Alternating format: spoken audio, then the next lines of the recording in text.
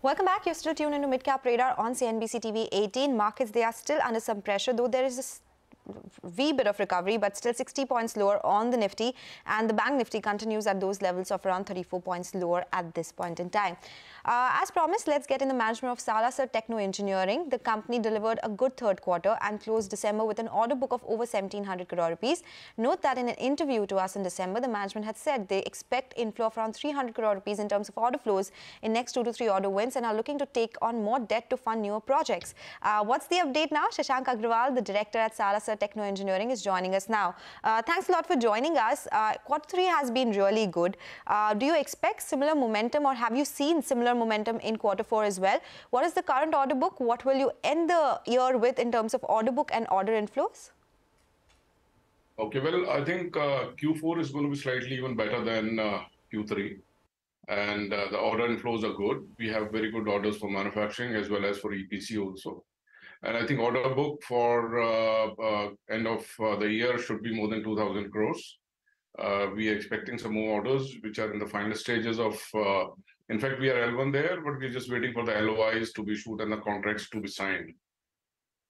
What's the size of the L1 orders for which you are awaiting the LOA, letter of acceptance? Close to 200 crores worth of orders are, to be signed off at the moment. Okay, and so far in Q4, that's in the first 2 months, you won orders worth? We won an order of about 140 crores Yes. for an overseas, the first overseas order, yeah. So that was the only order, right? And you're awaiting 200 crore more worth of orders. Yes, that's okay. right. We had spoken to you in December when you had won another order there, and you said including that one, around 2,000 crore rupees is the order book. Can you tell us what will you end the year with? You said more than 2,000 crore rupees, but considering the orders that you're expecting and the other orders as well, can you give us a ballpark? What kind of order book are you looking at? Well, the order book would remain probably close to 2,000 crores plus minus, a couple of crores here and there. Yeah. All right. And let's talk about your debt then, because you are looking at good demand across segments. There is an increase in order book as well. What is the current absolute debt? You had told us you plan to take on more debt to fund expansions. What would that peak debt level be? Have you taken some in quarter 4? In quarter 4, we have been sanctioned some extra cash credit limits from our bankers, and we are utilizing those limits now. We have already started, we already taken part of that, and plus balance will be taken soon from our bankers. So probably end of March, we should be around 460 crores of debt. I would not say that's an absolute debt. There'll be non-fund-based bank guarantee limits also. So about 260 crores of cash credit limits, plus roughly around the same amount of bank guarantee limits, which is the non-fund-based limits. Any projects of yours, Mr. Agarwal, which is slow-moving? Any clients which are a bit under stress? Any signs of slowdown that you would like to flag off? No, to be honest, I think all the clients have, they're on full throttle probably, as I would mention it. Everyone is after us to complete the projects as soon as possible, and we get a good cooperation from all the project stakeholders to complete the projects in time and, give good progress. So as such, I don't see any constraint in terms of any order, any project getting delayed or, issue of any payments, stuck or anything. Okay. What is the receivable? Everything looks good at the moment. What is the receivable timeline generally? In how much time do you receive your collections? And when you talk about execution timelines, in different segments, what is the average time in which a project is completed?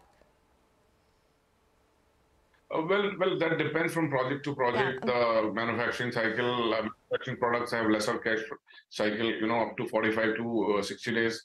But the EPC projects have cash flow cycles of even up to 120 days. And, it's a mix of all. So we are currently probably at around 110 days of average cash flow cycle. The receivables are more than 300 crores at the moment. Raw material prices have started moderating. Freight costs too are slightly lower. Now when you bid for new projects, are you bidding them at lower pricing? Because you will be able to make that up in terms of lower, in terms of savings on raw materials, keeping your margins intact? See, what happens is typically when you're bidding for government orders, they are on a price variation clause. So it doesn't really matter whether the prices are low or high at the moment. You bid, let's say you're bidding a project in February, probably you'll be bidding at a base of January 2023, and then project might get awarded to you sometime in September 2023. So there is a price variation clause. Suppose the project is awarded in 2023 September, so the prices would automatically go up or down, depending upon how the prices move. Okay. So as such, I would not say that we are 100% insulated from the price movement of commodities, but yes, more or less we are close to 80%, 85%, we are insulated, yes. Okay. Mr. Agarwal, I wanted to understand about exports as well. You do have some exposure there. Right time you had spoken about telecom towers and manufacturing being in the export order book. How are exports doing? Because that is a space where most of the companies have spoken about slower demand. No, I mean, for us, I think we will be closing this year at the highest ever export orders. Our export sales this year would be close to 140 crores, as we speak. And this is the highest ever export growth, or even the volumes, what we have done in terms of tonnage or the value in any of the given years. And even the next year, I see a good demand. We might even grow in our export sales next year as well. Okay. Just one final question. You're saying the clients are after you all to complete your projects. There are no signs of slowdown. What could you end FY24 with? This year, you're ending on a strong note. Can you give us some indication of FY24 growth? So FY23, we should be in 4 figures, and FY24, we definitely looking at least 25% to 30% growth, on a year-on-year. And QIP plans, anything finalized there? It's on the annual. It's under discussion. We might, go for a QIP. In the next financial year? Yeah, maybe early next financial year. Okay. Yes. All right. Thank you so much for joining us. That's the word coming in from Salasar Techno Engineering, looking at strong growth both in exports and domestic markets as well, and the stock has spiked to the day's high. With that, we'll slip into a break now. As we do that, we get you some interesting update from the corporate world.